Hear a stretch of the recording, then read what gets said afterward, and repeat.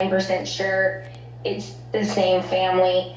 The organ, what is that? The Donor Alliance team, they make you wait like it's either 6 months or a year before you can reach out, and they'll ask each party if they want to be contacted by the other. And if both of them say yes, then they'll give the contact information out. So we're waiting for that to all but confirm it. Yeah. I wonder how many people choose not to, you know what I mean? I wonder, does that ever cross your mind that they might choose not to? That's kind of like adoption, right? You can have the choice to do it or not. Well, and of course I went to each of them and I said, hey, I love you guys, I'm so happy. And I waited, of course, a good amount of time after. And I said, hey, just so you know, I think I might know the other person. And, I kept it very general. I didn't give any personal information. And both of them seemed that they wanted to know. And I think the one that the family that donated the organ, I think she figured it out because she saw the family that I was Facebook following, and now she follows the same kid. Okay. I think she figured out who it might have been, but they haven't contacted each other or anything. So now you follow obviously intimately the child that got the donated organ. So I'm wondering, do you know just off the cuff if that child has experienced anything, different, like taste wise? We're talking about the cadavers that or the people who give on the organs, they may have personality traits or maybe they have tastes for certain things. Is there anything that maybe the mom or whatnot has noticed that is different since obtaining the new organs? I haven't asked yet. Okay. I waited for sure, because they always have to get better, and he killed it. I mean, they expected him to be in ICU for a month, and he was out within a week. Oh, wow. And I mean, he's just been killing it. So he's making use of those organs. That's good.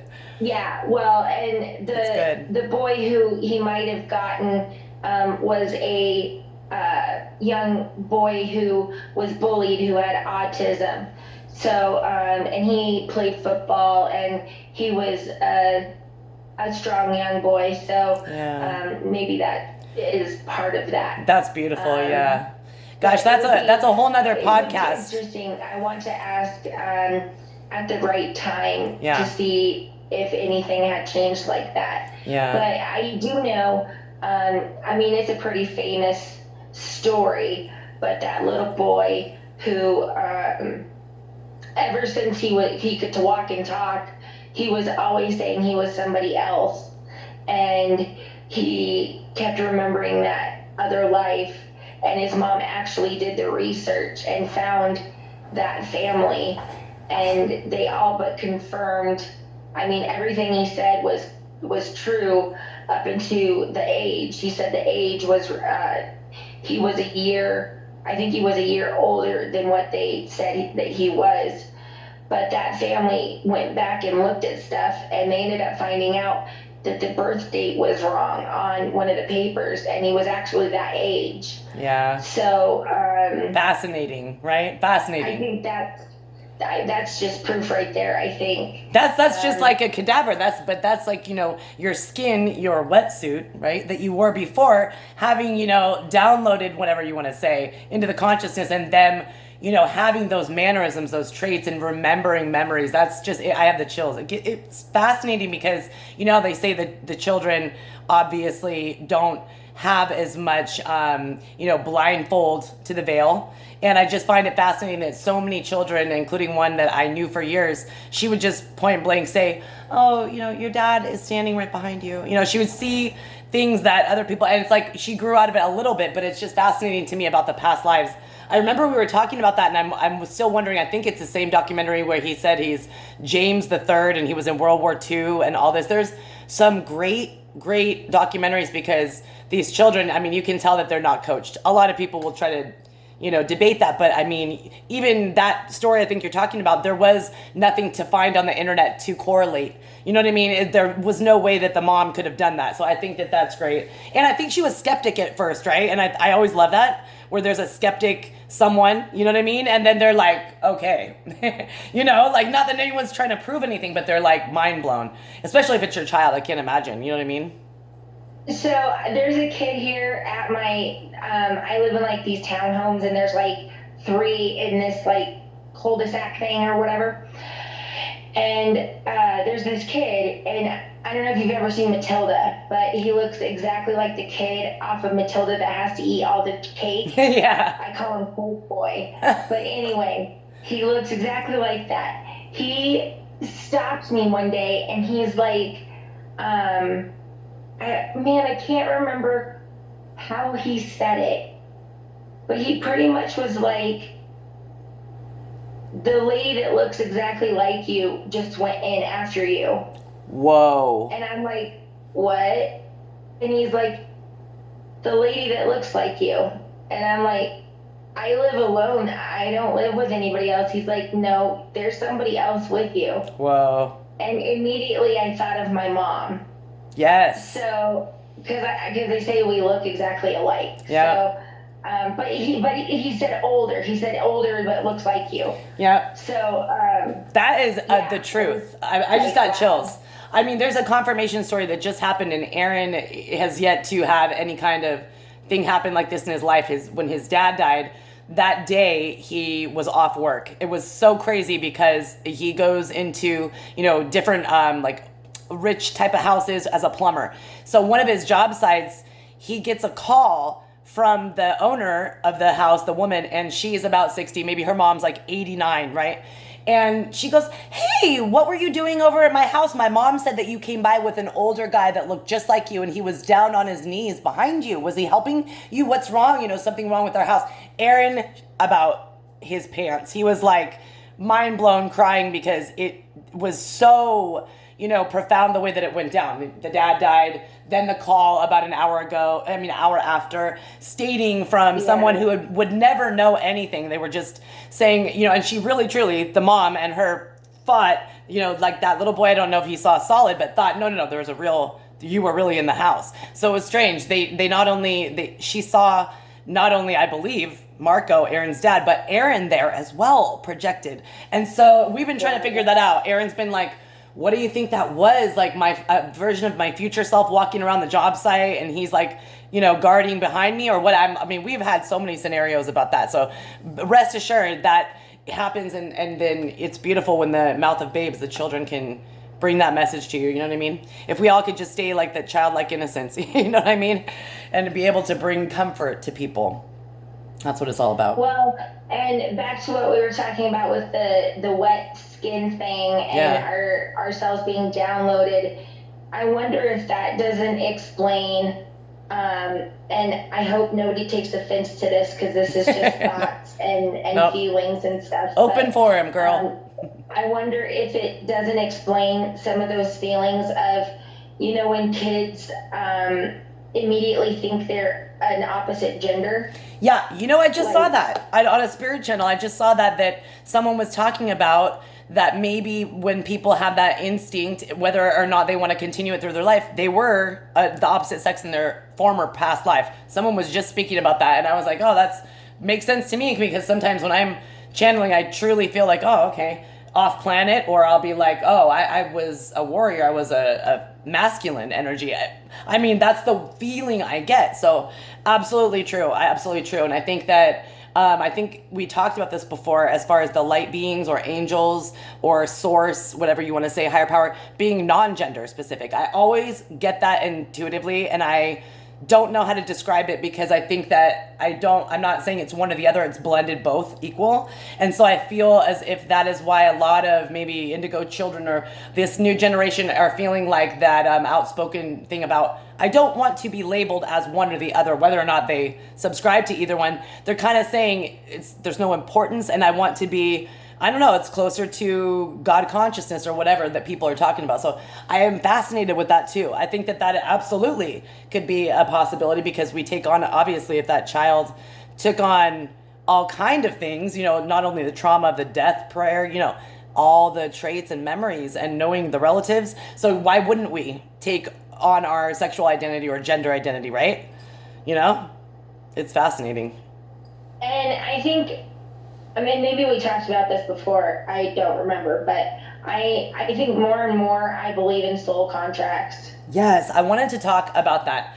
I truly is it being elevated for you? I'm going on that path and it just keeps on the truth. When you get to a supposed truth and you get closer and closer and it just keeps on in your mind and you start to say, even if I didn't want to believe that is really truly what is being shown or given to me intuitively, I truly think that is true. And I had a really emotional experience, and I'll just say it really quickly. I've been thinking more about it.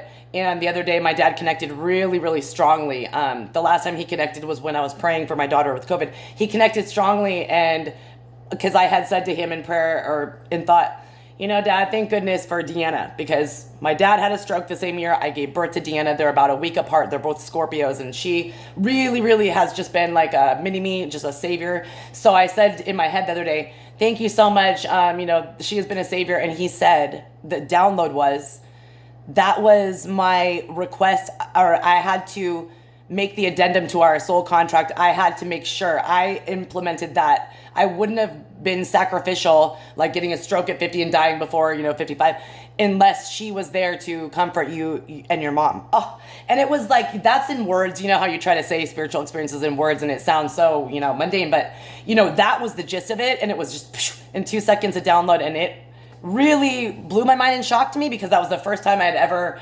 had anything from his spirit energy to do with that. And it was just so loud and proud and strong. I said, wow. So I wrote that in my journal. So it's interesting that you bring that. And I want to know, when are you getting more fascinated by it? When did you, get this? Like you said, you were more and more, starting to believe. So what's set you up on that path? Well, I think what set me on the path was my niece and how all of that played out. And just looking back at it, so my niece was murdered in February 2018. Yeah. And before that, I was a chef. I went to culinary school, and then I was doing patient registration after I had a back injury. But before that, I was pretty much just normal. I just me. Yeah. And then after Gabby was murdered, something in me just changed, and I started this justice path, and I fought for her, and then I just kind of found myself, and I started this nonprofit, and now we find missing people. That's beautiful. And that helped me align with my, purpose or calling, right? Like you're, yeah. This, I know what you mean. You're almost like pulled along, but it's like this willing, ness of yourself. You actually, it's like a healthy addiction that you love and you can't get enough of, and you feel so fulfilled helping, right? And I think that that is just so beautiful because it's something that it's shifted, right? It's like you cannot unshift, right?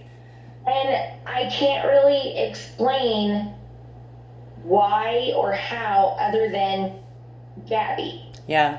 That was the turning point. Yeah. And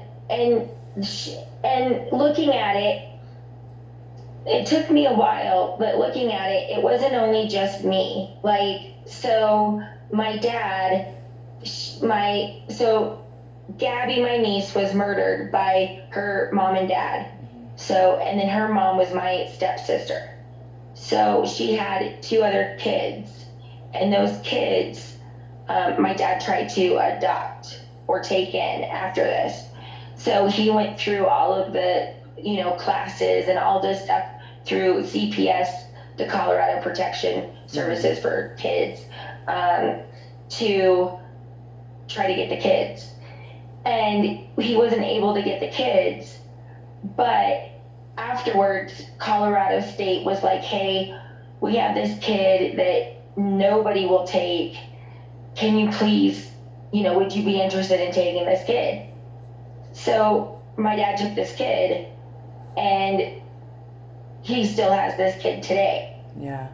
And this kid wouldn't have a place had it not have been for my dad. Yeah, isn't that amazing? The spider web. My dad took in 2 come at the end, he ended up having 2. So my dad would have never gone that route. He would have never, that's not something my dad would have ever even thought of doing. Yeah, and the soul contract in place, let's just say, this is real life. You made the soul contract, and it's so intriguing to me that it's like a ripple effect. The pebble goes in the water and it just springs forward, because look at how, because of Gabby's sudden passing, you were inspired and called to do what you're doing now, which the nonprofit organization now helps other families. Those families probably get maybe solace, can help other, you know what I mean? And it just goes on and on. So I have chills. I find it to be really beautiful. That how, smart, for lack of a better word, higher our consciousness is up there, that we really see all the levels of what's going to happen, and we're like, wow, man, yes, let's take this sacrifice on because of the good it can do for other people. You know what I mean? Yeah. And so that's when I started thinking, wow, that was her purpose. Maybe she was only supposed to be here for that short amount of time. So that's when I started looking up that kind of stuff. And that's when I got the definition of soul contract. Yeah. And so that's when I got introduced to that thought. And then from there, I just kept seeing other examples of it. And I think once you open your mind to something, you can start seeing other examples. Absolutely. And other, validations. Yeah. And I cannot, just like the 2 organ donors, or the organ donor and then the other kid that got it, that is just a huge web. Yes. But it's crazy how I ended up knowing both of them. Right? It's so interconnected. And I think if more people looked for those interwebbings, they'd actually find them, and they'd actually find out why people come in and out of their lives. So true. And the little boy who, isn't little anymore, they both have grown. Well, he would have grown if he, was alive, but the little boy that was the organ donor, his birthday is the same as Gabby's birthday. Yeah. So that was another connection that I had with that family that helped